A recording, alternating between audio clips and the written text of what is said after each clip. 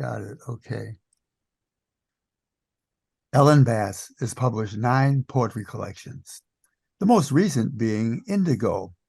Her poems frequently appear in the New Yorker, American Poetry Review, and many other publications. She co-wrote the Courage to Heal, a groundbreaking guide for survivors of child sexual abuse, and Free Your Mind for gay, lesbian, and bisexual youth.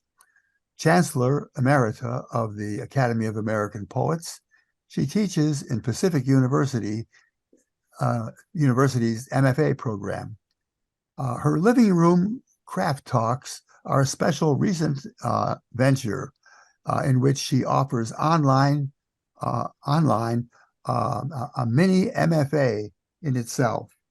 And this consists of a series of weekly programs that are an interview with particularly noteworthy people, including Billy Collins, Carolyn Forche, Arthur C., Patricia Smith.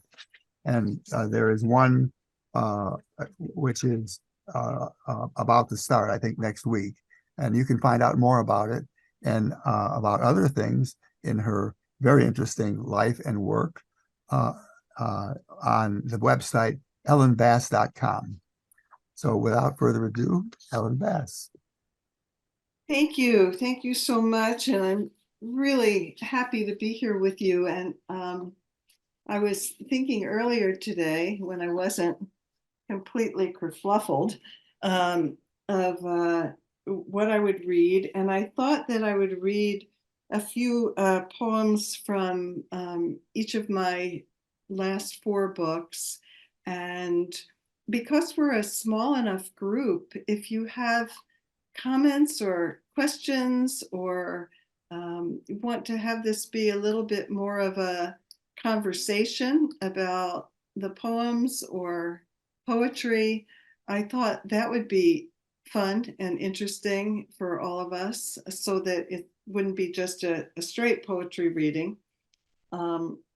And also, maybe some of you know my poems and have requests or favorites that you want me to read. So we can just have it be a little bit more interactive if you'd like. But I'll just start out reading some poems and then we'll see where that goes. So this is from my book Mules of Love that came out in 2002. And this is a poem about poetry called Everything on the Menu. Am I loud enough? Can you hear me fine? All good? Okay, great. Everything on the menu. In a poem, it doesn't matter if the house is dirty. Dust that claims the photographs like a smothering love. Sand spilled from a boy's sneaker. The faceted grains scattered on the emerald rug like the stars and planets of a tiny solar system. Monopoly butted up against Dostoevsky. El Techo, a shiny sticker labeling the ceiling from the summer a nephew studied Spanish. Mold on bread in the refrigerator is as interesting as lichen on an oak. Its minuscule hairs like the fuzz on an infant's head. Its delicate blues and spring greens. Its plethora of spores. Whole continents of creatures dazzling our palms. In a poem, life and death are equals. We receive the child, crushed like gravel under the tire, and the grandfather at the open grave, holding her small blue sweatshirt to his face. And we welcome the baby born at daybreak, the mother naked, squatting and pushing in front of the picture window, just as the garbage truck roars up and men jump out, clanking metal cans into its maw. In a poem, we don't care if you got hired or fired, lost or found love, recovered or kept drinking. You don't have to exercise or forgive. We're hungry. We'll take everything on the menu. In a poem, joy and sorrow are mates. They lie down together, their hands all over each other, fingers swollen in mouths, nipples chafed to flame. their sexes fitting seamlessly as day and night. They arch over us, glistening and bucking, the portals through which we enter our lives.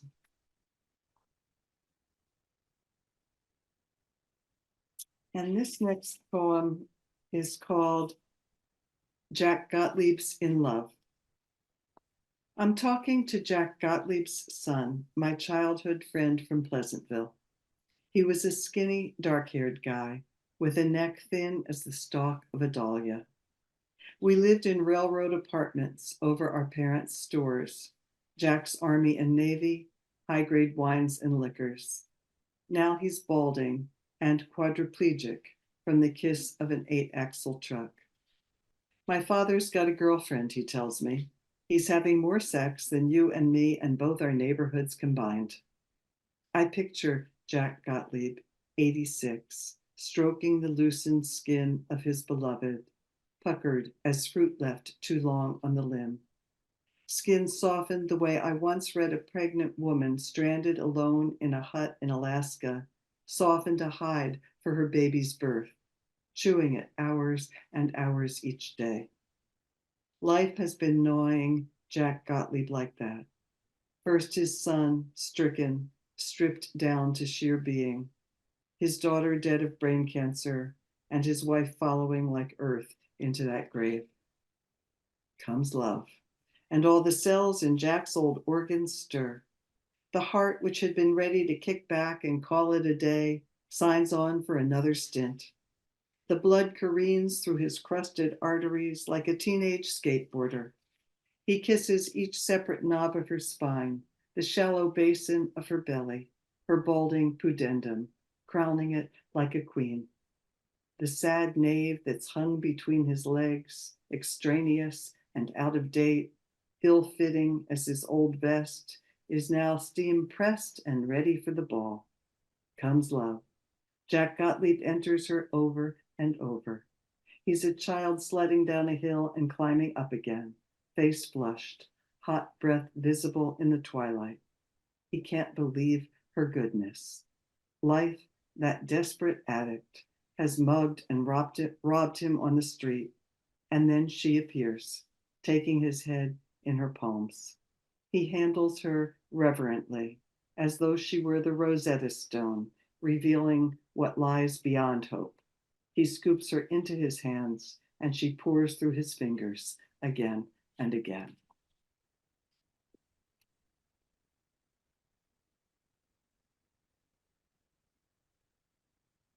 And here's a few poems from The Human Line that came out in 2007.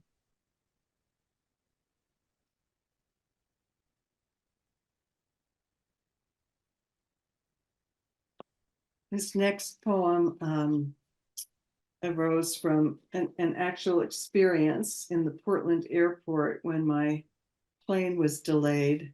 And I'm the kind of person who tries to make, well, he runs around frantically some of the time trying to make things work out. And so I was running from counter to counter trying to see if we could get on a sooner plane, which we couldn't. And so we were delayed. And one of the things I learned from that experience is to try to relax a little bit and not get so worked up. Because if we hadn't been delayed and if I had gotten on a sooner plane, I wouldn't have had the chance to see what I saw, and I wouldn't have had a chance to write this poem. So I hope myself is listening when I try and teach it these things. I think I'm a slow learner, but that's the background of the poem. Now we'll get to the poem. That background has nothing to do with the poem. Gate C-22. At gate C-22 in the Portland airport, a man in a broadband leather hat kissed a woman arriving from Orange County.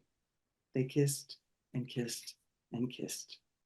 Long after the other passengers clicked the handles of their carry-ons and wheeled briskly toward short-term parking, the couple stood there, arms wrapped around each other, like he'd just staggered off the boat at Ellis Island, like she'd been released at last from ICU, snapped out of a coma, survived bone cancer, made it down from Annapurna in only the clothes she was wearing.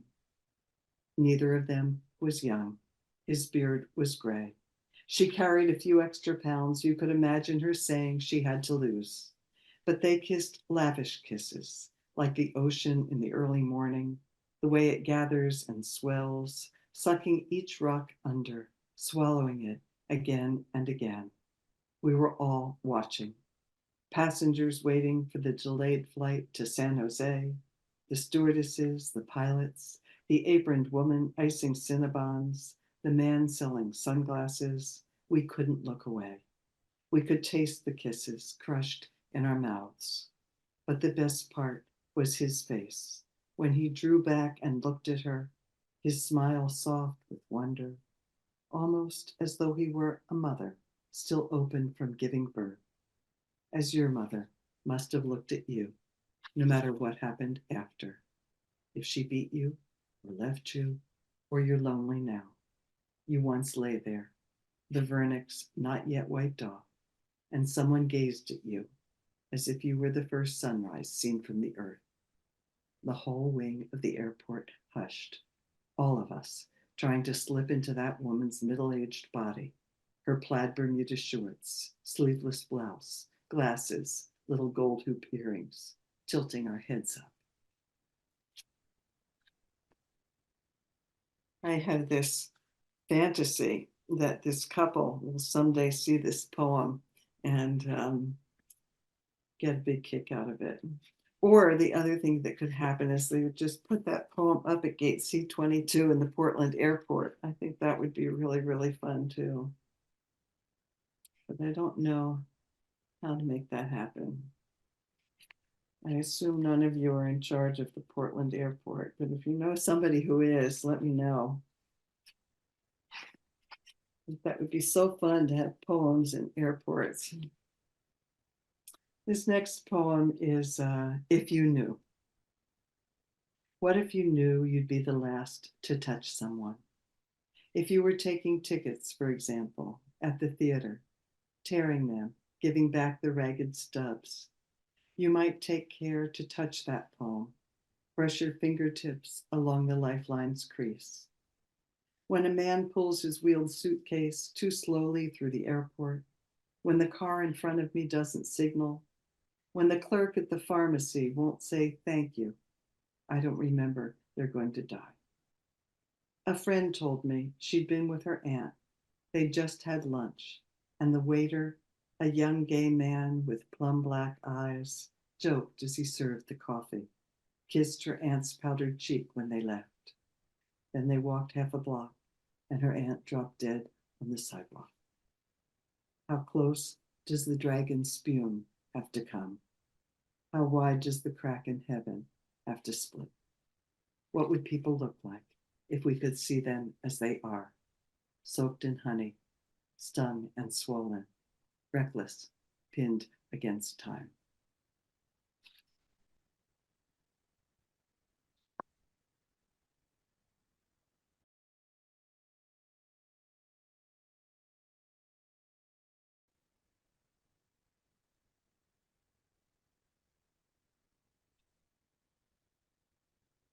This next poem is called The Big Picture.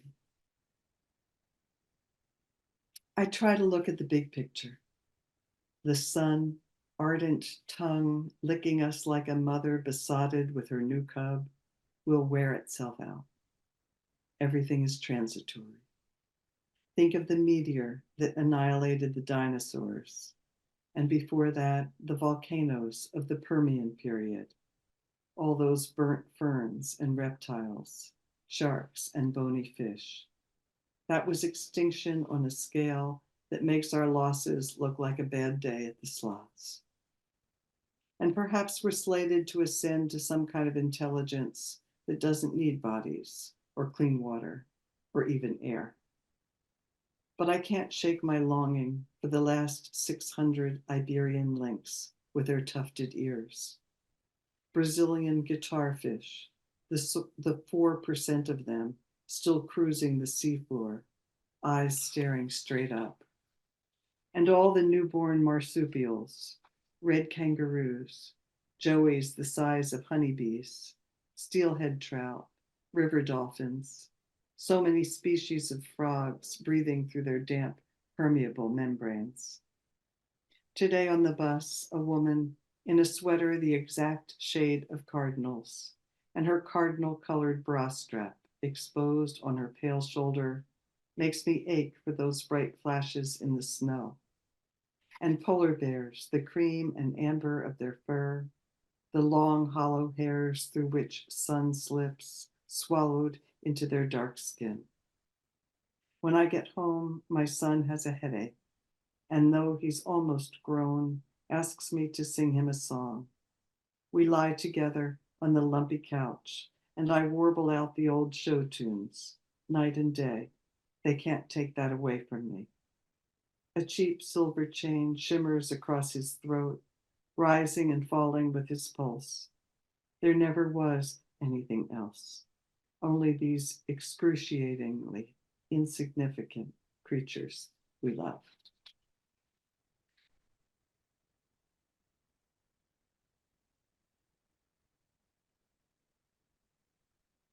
Okay, I'll read a few more and then I'll ask you if you want to chat about anything, and then I'll keep on reading, of course, but we'll read a few more and then we'll see if there's a little chatting to do.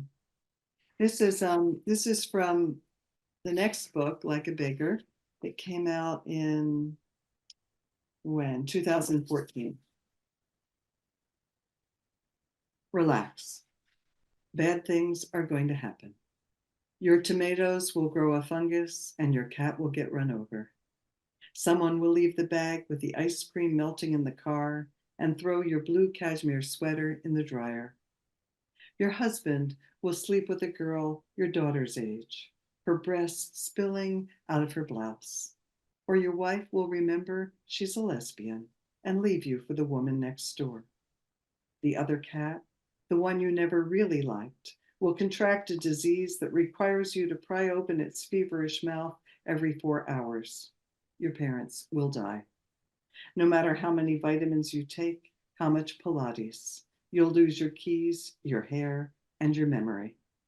If your daughter doesn't plug her heart into every live socket she passes, you'll come home to find your son has emptied the refrigerator, dragged it to the curb, and called the used appliance store for a pickup. Drug money. The Buddha tells a story of a woman chased by a tiger. When she comes to a cliff, she sees a sturdy vine and climbs halfway down. But there's also a tiger below, and 2 mice, one white, one black, scurry out and begin to gnaw at the vine. At this point, she notices a wild strawberry growing from a crevice. She looks up, down at the mice. Then she eats the strawberry. So here's the view, the breeze, the pulse in your throat. Your wallet will be stolen. You'll get fat. Slip on the bathroom tiles in a foreign hotel and crack your hip. You'll be lonely. Oh, taste how sweet and tart the red juice is. How the tiny seeds crunch between your teeth.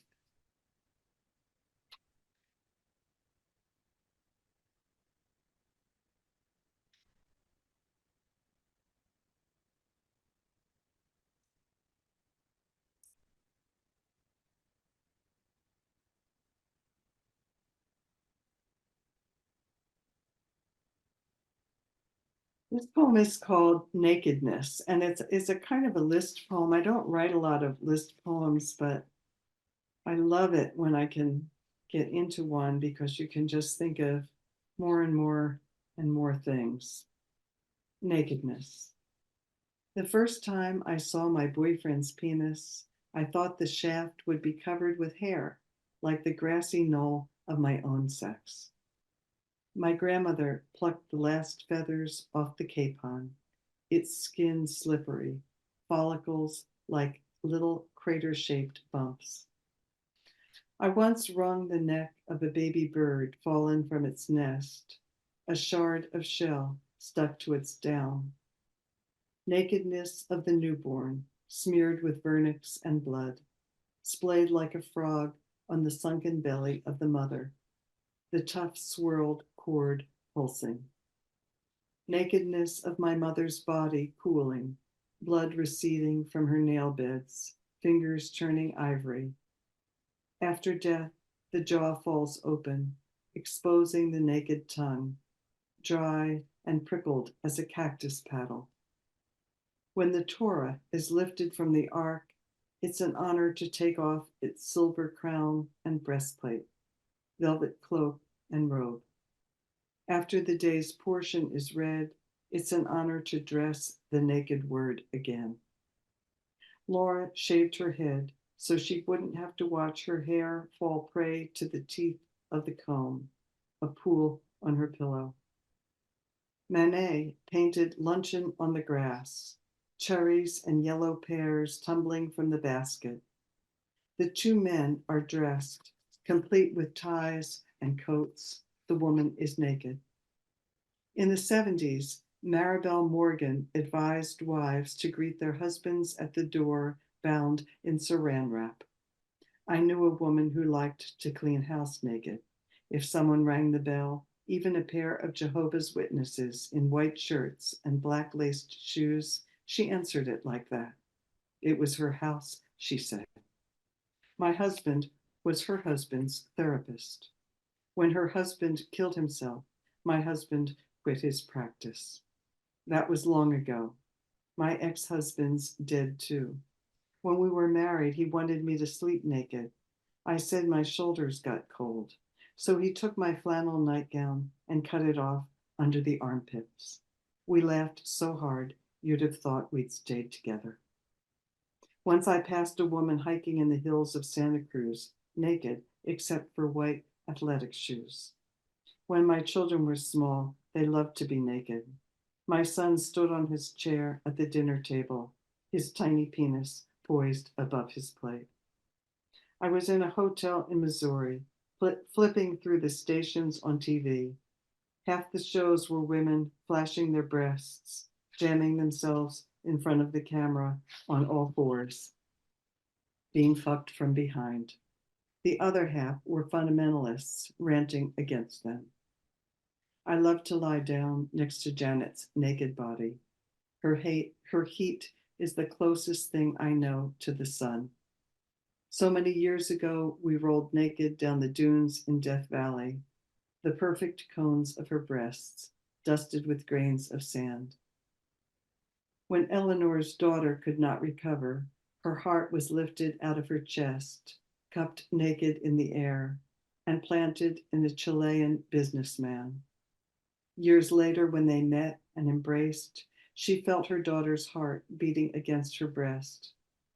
The nakedness of houses when people have moved out, square shadows where pictures once hung, dusty pennies, paper clips, insect carcasses. Sacramento red-brown dirt without rice shoots or walnut trees, waiting naked for the next crop of shopping malls. Naked hunger, naked fear. When you look into a face and see the need, naked as peeled fruit. Naked prayer you don't believe in, but pray anyway, because you can't help it. Naked, stupid in your hope. Your daughter is dancing in a cage, her naked thighs that once pushed out between your naked thighs, now wrap around a silver pole, while men hold their naked hunger in their naked palms to escape their naked pain. But you can't stop thinking about her naked toes the first time you took her to the sea.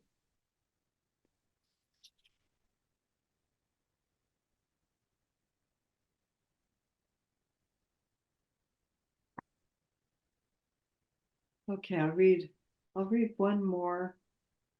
Maybe I'll read two more, and then we'll take a little talking break if there is some talking you'd like to do.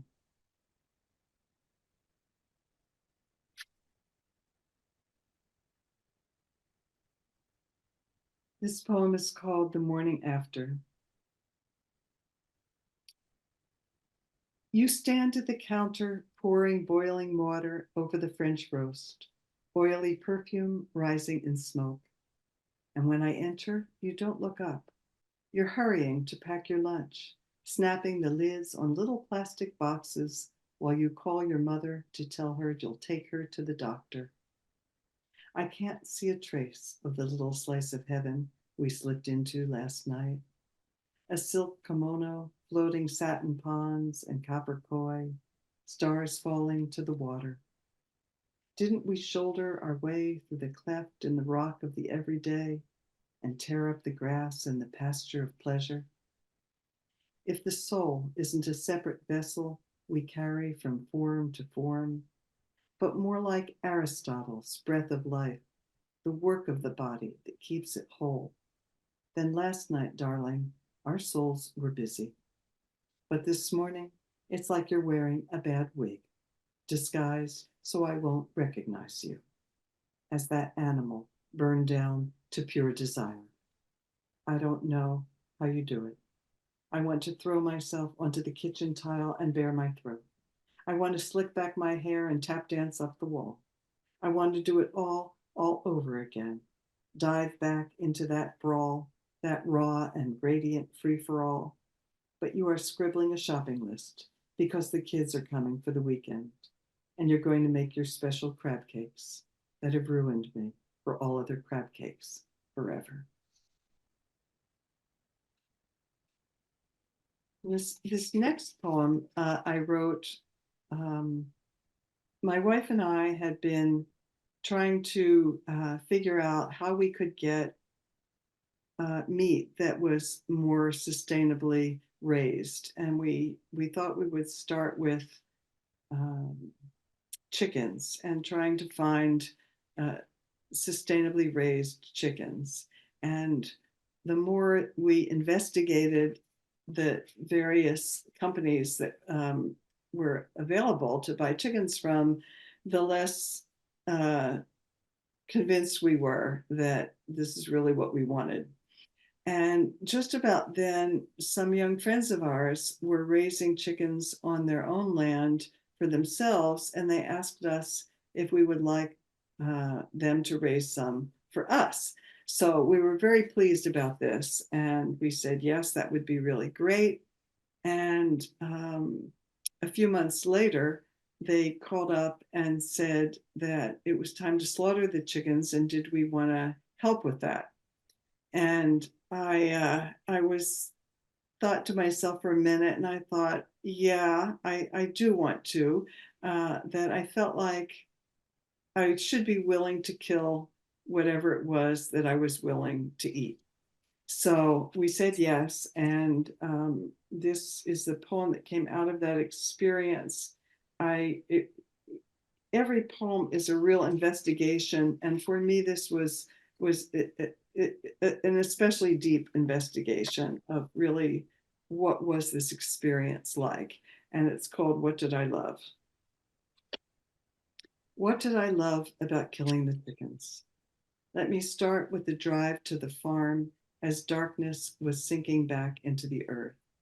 The road damp and shining like the snail's silver ribbon, and the orchard with its bony branches. I loved the yellow rubber aprons, and the way Janet knotted my broken strap, and the stainless steel altars we bleached, Brian sharpening the knives, testing the edge on his thumbnail, all 88 Cornish hens huddled in their crates, wrapping my palms around their white wings, lowering them into the tapered urn. Some seemed unwitting as the world narrowed. Some cackled and fluttered, some struggled. I gathered each one, tucked her bright feet, drew her head through the kill cone's sharp collar, her keratin beak, and the rumpled red vascular comb that once kept her cool as she pecked in her mansion of grass. I didn't look into those stone eyes. I didn't ask forgiveness. I slid the blade between the feathers and made quick crescent cuts, severing the arteries just under the jaw, blood like liquor pouring out of the bottle. When I see the nub of heart later, it's hard to believe such a small star could flare like that. I lifted each body, bathing it in heated water, until the scaly membrane of the shanks sloughed off under my thumb. And after they were tossed in the large plucking drum, I loved the newly naked birds, sundering the heads and feet neatly at the joints, a poor man's riches for golden stock, slitting a fissure, reaching into the chamber, freeing the organs, the spill of intestines, blue-tinged gizzard, the small purses of lungs, the royal hearts, easing the floppy liver carefully from the green gall bladder, its bitter bile, and the fascia unfurling like a transparent fan. When I tug the esophagus down through the neck, I love the suck and release as it lets go, then slicing off the anus with its gray pearl of shit. Over and over, my hands explore each cave, learning to see with my fingertips, like a traveler in a foreign country, entering church after church. In every one, the same figures of the Madonna, Christ on the cross, which I'd always thought was gore, until Marie said to her it was tender, the most tender image. Every saint and political prisoner, every jailed poet and burning monk. But though I have all the time in the world to think thoughts like this, I don't. I'm empty as I rinse each carcass, and this is what I love most. It's like when the refrigerator turns off and you hear the silence. As the sun rose higher, we shed our sweatshirts, and I moved the coolers into the shade. We shed our sweatshirts and moved the coolers into the shade. But other than that, no time passed. I didn't get hungry. I didn't want to stop. I was breathing from some bright reserve. We twisted each pullet into plastic, iced and loaded them in the cars. I loved the truth, even in just this one thing, looking straight at the terrible, one-sided accord we make with the living of this world. At the end, we scoured the tables, hosed the dried blood, the stain blossoming through the water.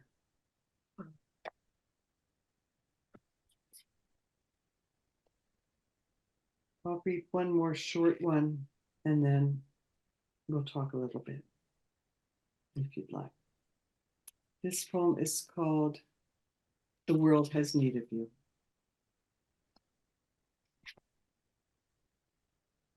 The world has need of you. And it begins with an epigraph from Rilke. Everything here seems to need us. The world has need of you. I can hardly imagine it as I walk to the lighthouse, feeling the ancient prayer of my arms swinging in counterpoint to my feet. Here I am, suspended between the sidewalk and twilight, the sky dimming so fast it seems alive. What if you felt the invisible tug between you and everything? A boy on a bicycle rides by, his white shirt open, flaring behind him like wings. It's a hard time to be human. We know too much and too little. Does the breeze need us? The cliffs? The gulls? If you've managed to do one good thing, the ocean doesn't care. But when Newton's apple fell toward the earth, ever so slightly, fell towards the apple. I need to translation. Any common desolation can be enough to make you look up at the yellow leaves of the apple tree, the few that survived the rains and frost, shot with late afternoon sun.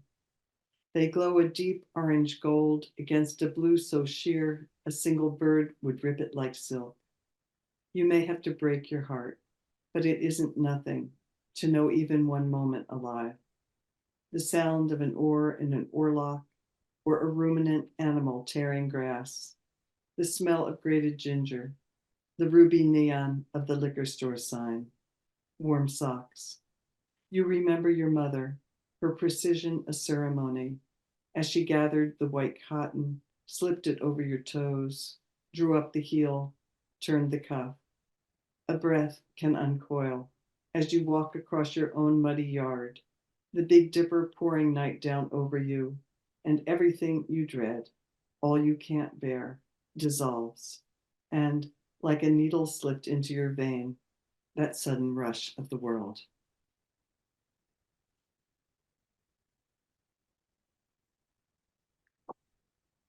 You know, everything,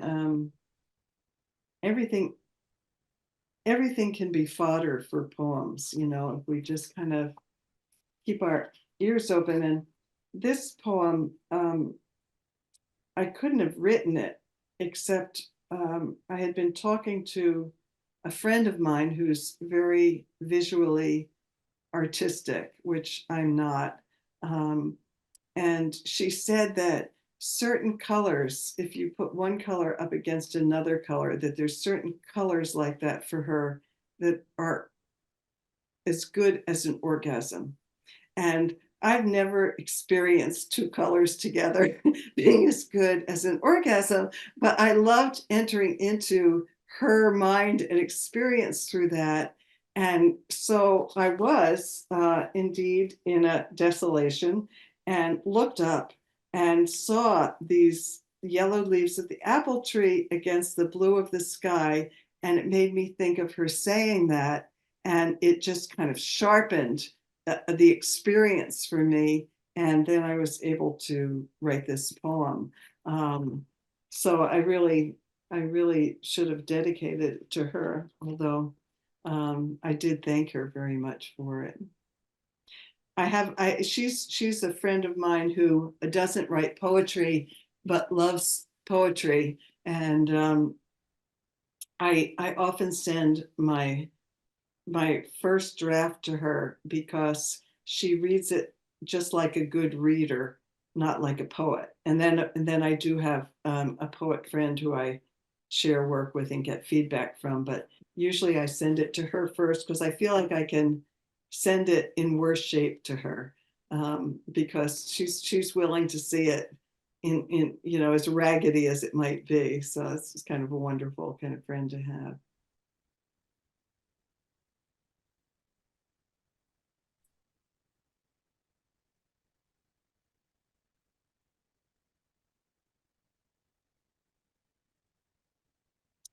Okay, this is a I used to have a dog who loved poetry and poets, and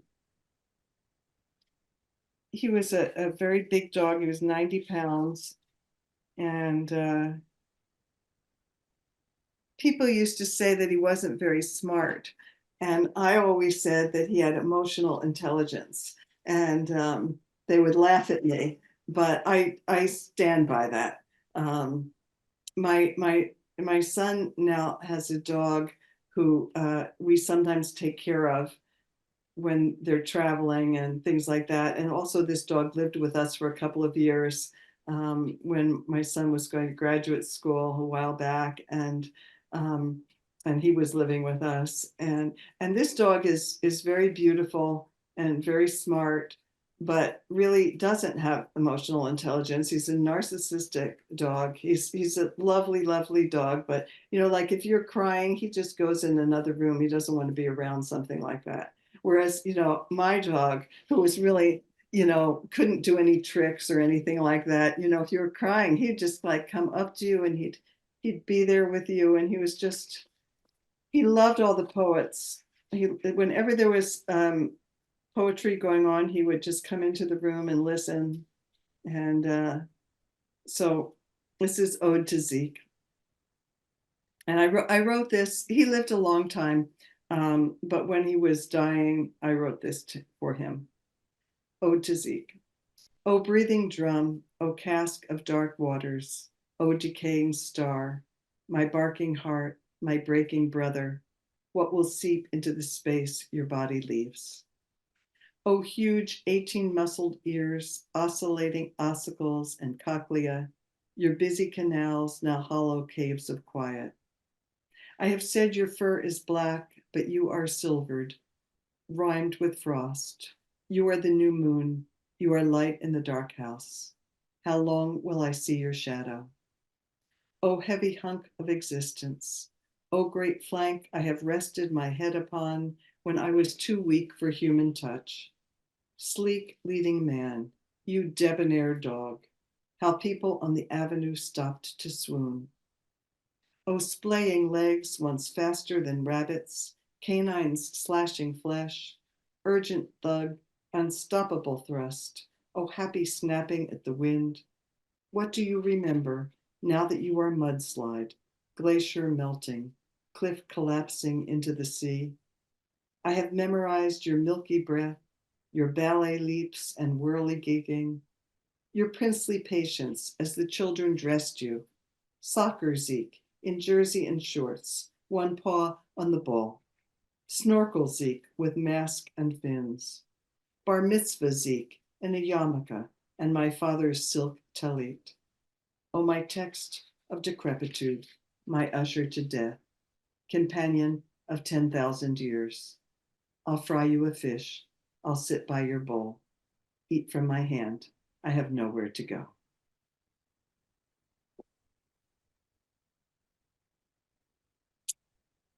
And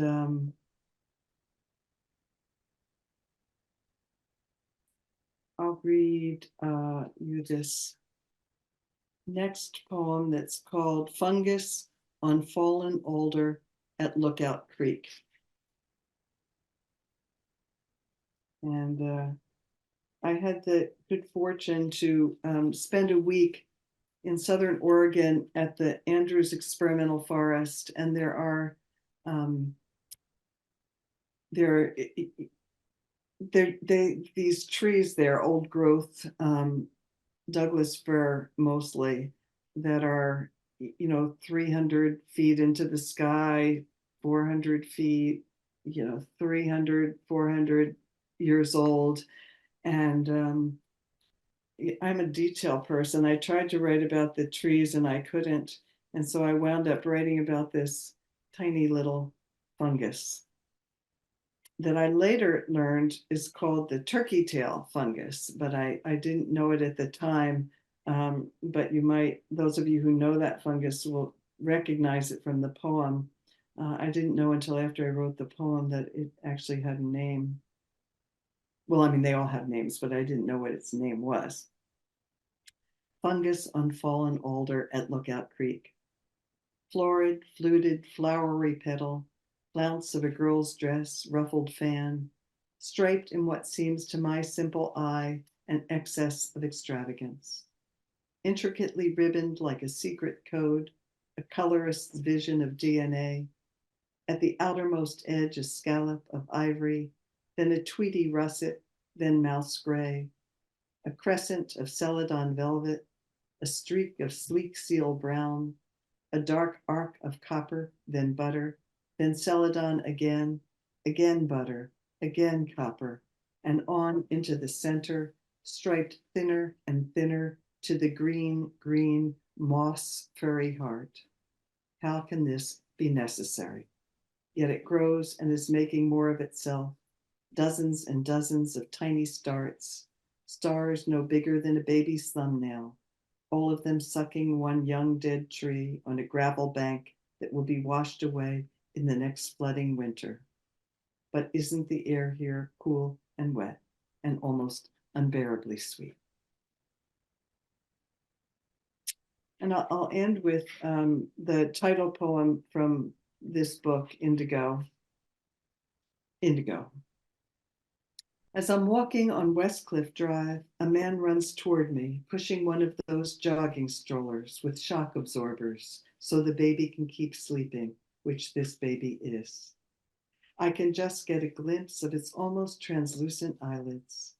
The father is young, a jungle of indigo and carnelian tattooed from knuckle to jaw, leafy vines and blossoms, saints and symbols.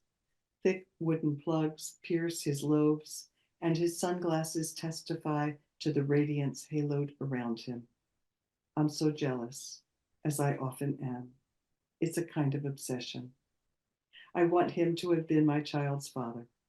I want to have married a man who wanted to be in a body, who wanted to live in it so much that he marked it up like a book, underlining, highlighting, writing in the margins, I was here. not like my dead ex-husband, who was always fighting against the flesh, who sat for hours on his zafu chanting Om, and then went out and broke his hand punching the car. I imagine when this galloping man gets home, he's going to want to have sex with his wife, who slept in late, and then he'll eat barbecued ribs and let the baby teethe on a bone while he drinks a dark beer. I can't stop wishing my daughter had had a father like that. I can't stop wishing I'd had that life. Oh, I know. It's a miracle to have a life, any life at all. It took 8 years for my parents to conceive me. First there was the war, and then just waiting, and my mother's bones so narrow she had to be slit and I airlifted. That anyone is born, each precarious success, from sperm and egg to zygote, embryo, infant, is a wonder. And here I am, alive, almost 70 years, and nothing has killed me. Not the car I totaled running a stop sign, or the spirochete that screwed into my blood. Not the tree that fell in the forest exactly where I was standing, my best friend shoving me backward so I fell on my ass as it crashed.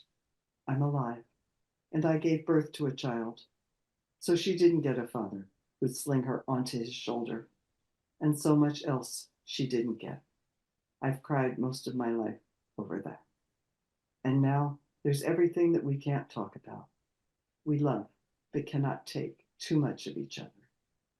Yet she is the one who, when I asked her to kill me if I no longer had my mind, we were on our way into Ross, shopping for dresses. That's something she likes, and they all look adorable on her. She's the only one who didn't hesitate or refuse or waver or flinch. As we strode across the parking lot, she said, "Okay, but when's the cutoff? That's what I need to know."